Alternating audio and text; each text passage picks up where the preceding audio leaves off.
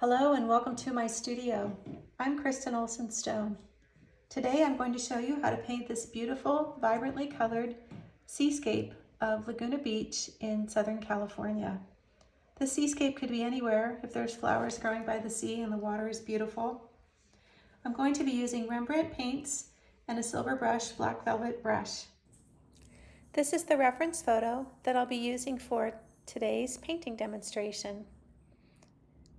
Please take a minute to subscribe to my channel, like this video, and leave me a comment. I'd love to hear from you.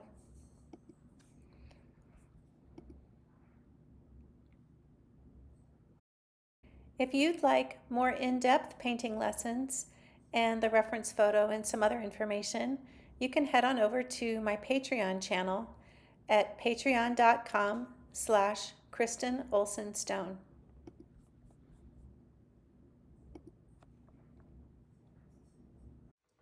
I'm going to be introducing you to a couple of new colors today. This one is Azo Methine Green Yellow, and I have that one right here. And I also have Quinacridone Rose Magenta, and I squeezed that one out into this pan.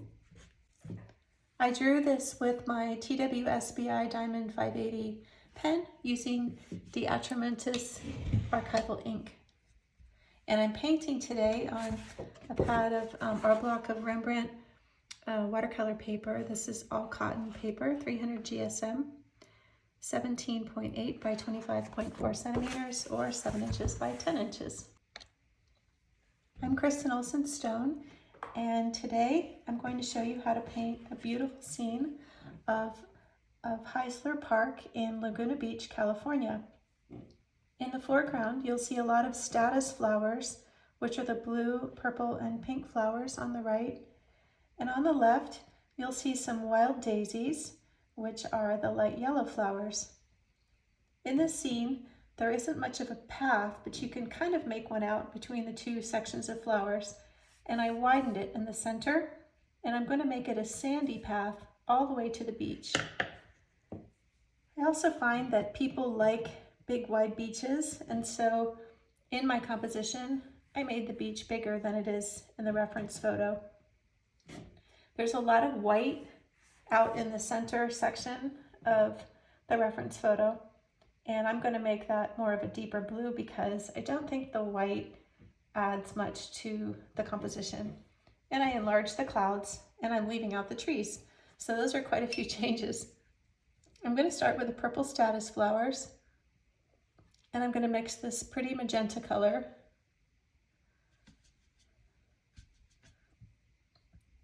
first. I'll put it down on the paper, and then I'm going to mix it with some lavender, but I'm going to let the colors mix together on my paper. I'm using a number 8 silver brush, black velvet brush, and this is a round. So this is lavender. Lavender is a semi-transparent color, and I'm going to put that just around the edges. So if you look at the photo, you can see that the lavender at the edges of the pink flowers are sort of a soft lavender color. And then down towards the bottom of the plant, they're more of a deeper violet, so I'm going to use cobalt blue and manganese violet, which is this purple right here. So those two colors together make a really beautiful violet blue. So it's nice to have some variety in your violets. If you don't have these colors, you could substitute ultramarine violet or blue violet or something like that. If you don't have cobalt, you could substitute ultramarine blue, permanent blue, red shade. That would also work. And if you don't have this magenta color, there's lots of choices like Quinacridone Rose. So while this is drying and before I add the green leaves, I'm going to jump over to the left, and I'm going to use cadmium yellow medium to paint in some of the pretty yellow flowers. I said they're wild daisies, I think that, but I could be wrong. But they definitely look like wild daisies to me. I'm going to add some cadmium lemon to the tops of this yellow because it will make it look more glowing and like the sun is hitting them. And then to the bottom, I'm going to add some Azo Yellow Deep.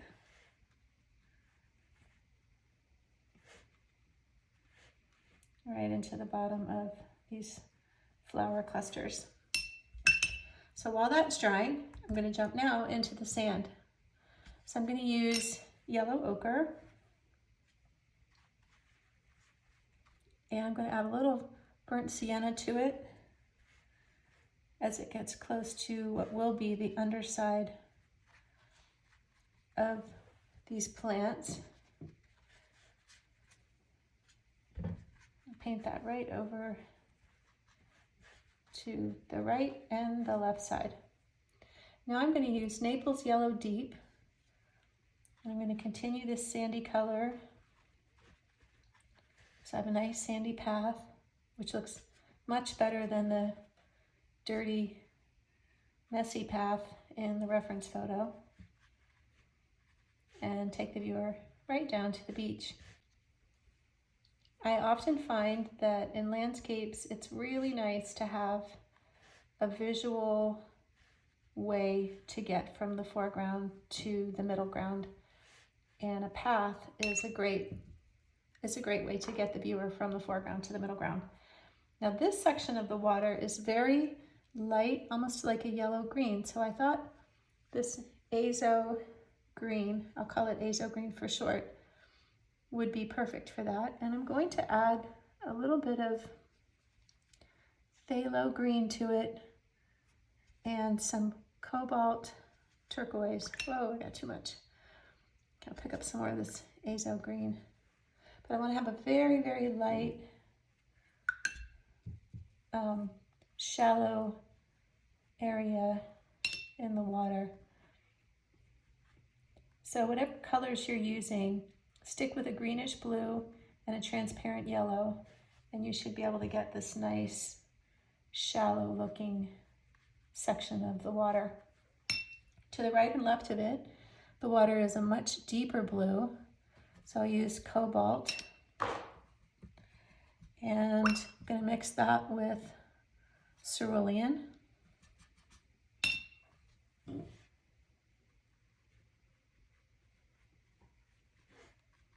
Very pretty.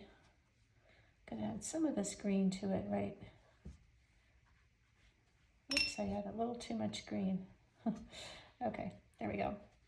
I want this nice, rich, dark color. So the darkness of this blue, the dark value of it, will enhance the lighter color in the center. So I'm also thinking I don't want a blue next to my flowers, which are leaning towards violet. So I wouldn't want a violet blue there. I would want a blue that's more of a greenish blue. And on this side, I'm going to make it more of a violet blue because it's going to be behind these yellow flowers, which lean more towards green on the color wheel. So this is how you can think of color as a tool to separate elements in your painting, like water and plants, or you could think of foreground and middle ground separation. But it's a way to use color as a tool for separation.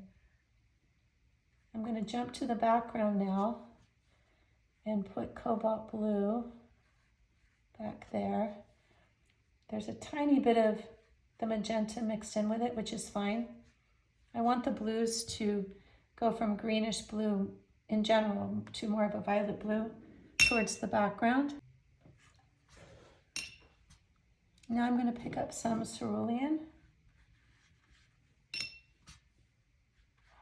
and paint that in this in-between section. And just kind of blend those two together and bring this forward.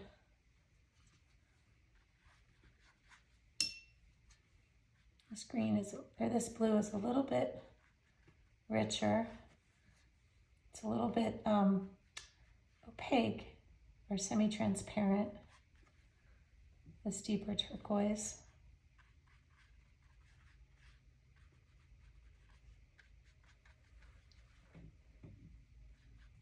And I'm going to go back with a little more cobalt on my horizon because it's fading a little bit. Sometimes when you paint with a lot of water, the paper soaks up a lot of the pigment. So it looks great when it's wet, but then when it's dry, it's too light. So you can compensate for that by adding a little more pigment. So I'm going to add a few more strokes of violet into the water, into the section right behind the yellow flowers, to start to indicate some of the rocks in the water. Same with this side. So when rocks are above the surface of the water, they usually look brown or green. But then when they're submerged, they take on more of a violet color. So putting the rocks in now while the water around them is still wet helps to give them soft edges. And edges that are underwater are always soft because there's water moving around. So it just naturally softens the edges of anything underwater. So we're using water in the watercolor, the fact that it's still wet, to help us make it easier for us to show the soft edges.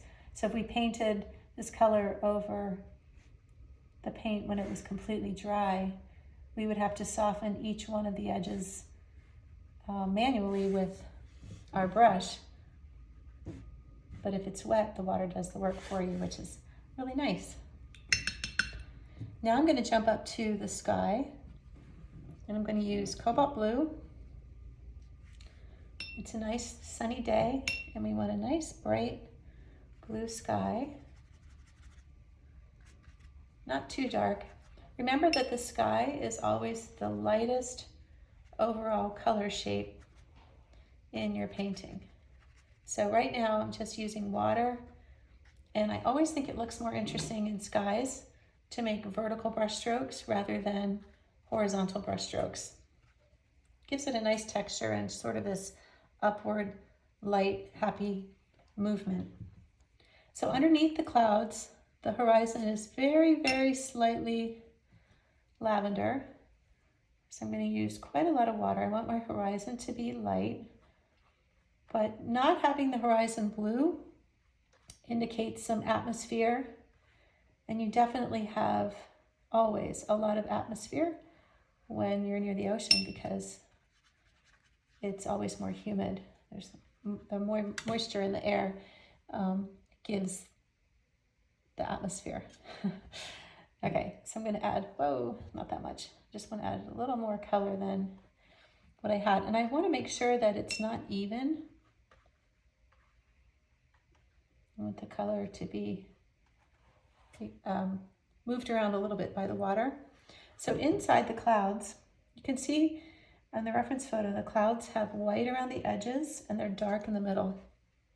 So they sort of look backlit. So I'm mixing cobalt blue and manganese violet, and that's a little too purple. So I'm adding a little bit of yellow ochre to gray it down slightly. That's better. I love color, but I want the clouds to look real. Okay, so now I've got that dark color, so I'm just rinsing my brush now and I'm softening the edges of that dark color, but I'm leaving white space between the edge of the clouds and the sky. So I'm going to continue that over to this side.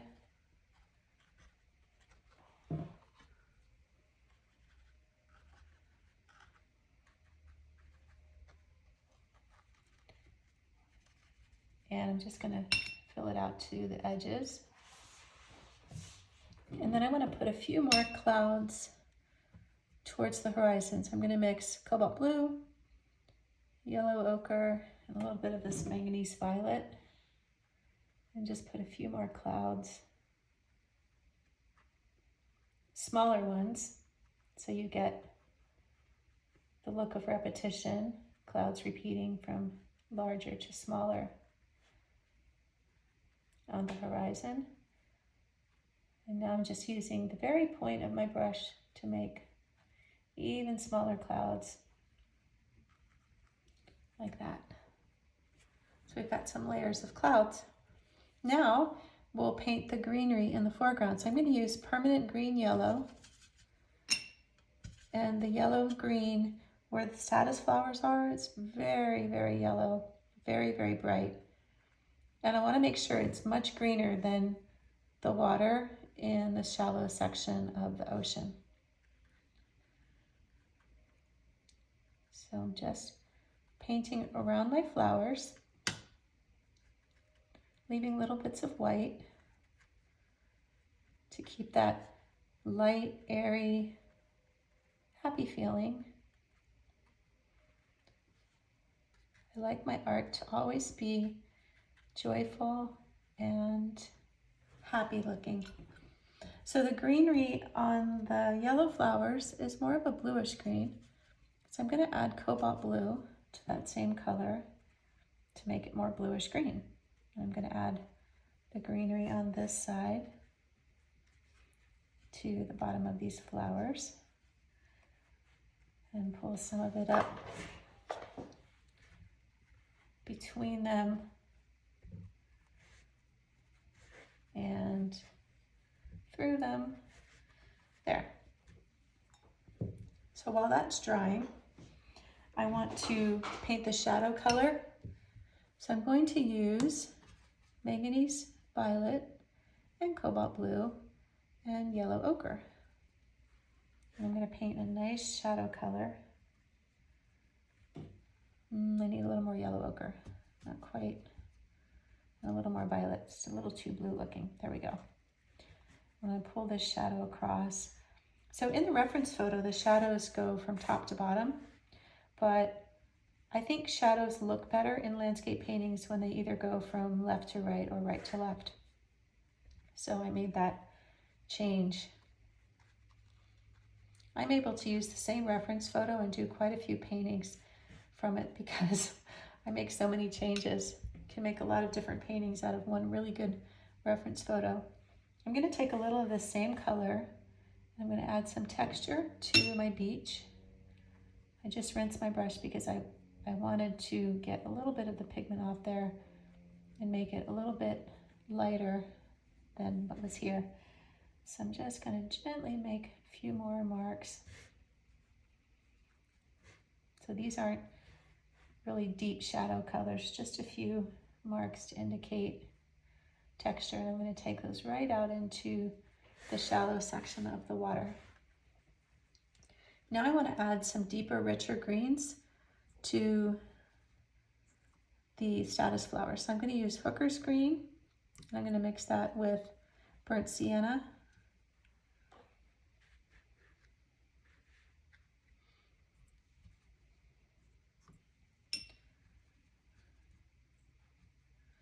And I'm going to paint that right into the purple part of the flowers, still leaving little bits of white and covering some of them with the star color and painting over some of the lighter green. I just want to have a nice arrangement of brush strokes of deep and light green. So on a value scale of 1 to 10, I would say that my light green is a 3 and my dark green is probably an 8, maybe a 9. 10 would be black. I'm going to pull the lights all the way up here to the top.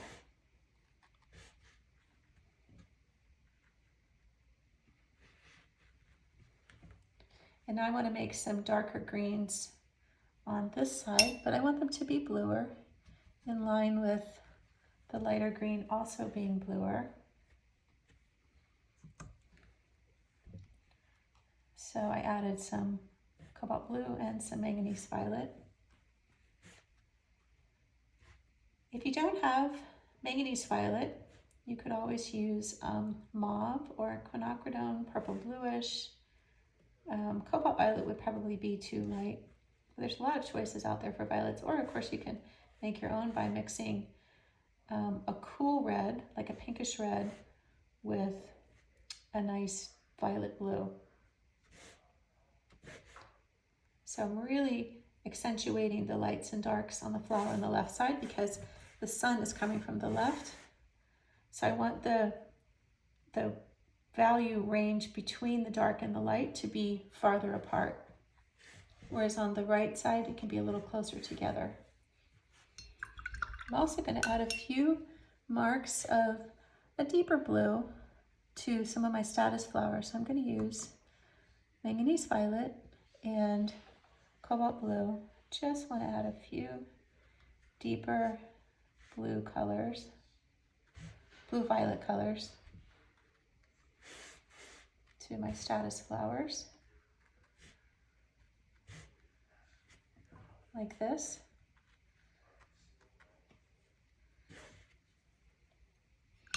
So I think my painting is looking really good, but I think it could be a little more yellow here where the water is shallow. So I'm going to use some cadmium lemon and lots of water because I'm just going to try to sneak in a little bit of this bright yellow glow back here and just brighten this section of the water and out into the water on either side of it. I'm just pulling a little bit of this cadmium lemon because I want this foreground water, the water that's closer to the shore, to be warmer and greener and then become a deeper blue as it goes back towards the horizon.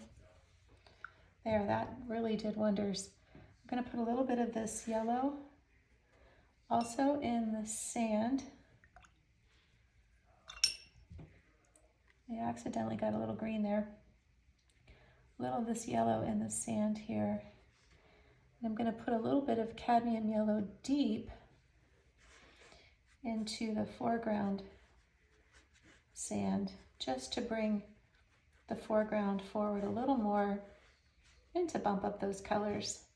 I love to paint with happy, joyful, bright colors. We all need that.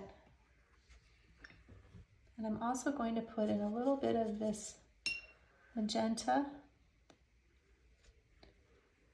just a tiny bit of it on the edges here of the shallow water,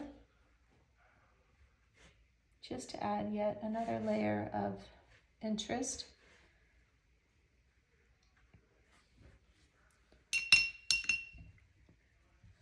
And the last thing I'm going to do is make this cloud on the right just slightly darker. Again, when you paint with a lot of water, sometimes the colors sink into the paper, and by the time they're dry, they look significantly lighter than they did when they were wet. And you think, gosh, I thought I had that value right, but it doesn't look right now that it's dry. And it's just one of the things that happens sometimes with watercolor. So it depends on how much water you use and the paper and how much sizing there is in it. And there's a lot of things that factor in. So just be patient, and the more you paint, the more you will get a handle on that. And always know that you can just layer back in a little more color if you want to. And I find too, the more you paint in layers like this, the more interesting your paintings look. And I find seems to be more to see in them. I'm going to add a few finishing touches using my white Posca pen. I just wanted to lighten some of the edges of the status flowers, and I'm also going to use it to add a few indications of white water on the beach. Most of the time I leave enough white in my paintings that I don't need to go back and add any, but once in a while I do. And it kind of gives the paintings a little lift. So I've just added some little squiggly lines here to add a little bit of white to the edges of my flowers. And now I'm going to use the same pen to add a few white marks to indicate some water movement in the ocean, kind of around the submerged sea rocks and so on. I don't want to overdo it, just want to add a few marks with the pen. Really shows up where the water is dark. Where it's lighter, it doesn't show up as much. Sometimes I use it to extend the white marks that I did leave, the white of the paper. That's what I just did there.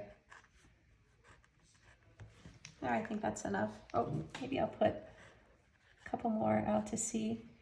I tend to make lines that are where I pull the pen across and then I lift it and I make a little dot or two. Kind of gives the ocean a little sparkle. There, I think that's just the right amount. Thanks again for watching. I hope you enjoyed this video. If you haven't already done so, please take a minute to subscribe to my channel and leave me a comment and like this video.